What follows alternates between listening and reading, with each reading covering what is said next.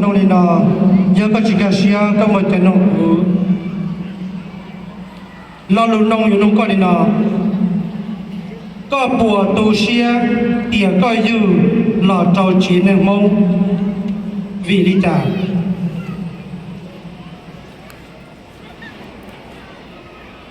cụ thằng cá nhân có trong có ý lượng gì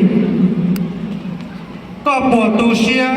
tiền có dư lọ trâu chỉ nâng mông vì lý trả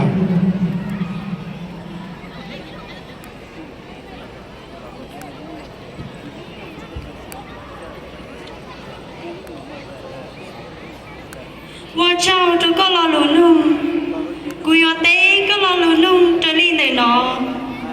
cú chỉ tu xia và cú yêu lo cho hậu ít chế nên mong, những vì yo hay tiề, bé mong,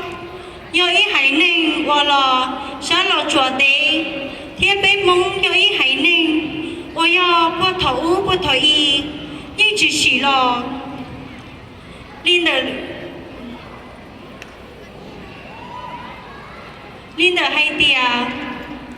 bé mông yo ý hay nên và mua chữ và mua tung tiền đâu giả xử lý mua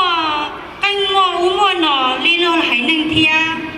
cú lô tế con chúng mua đi nọ xứ và châu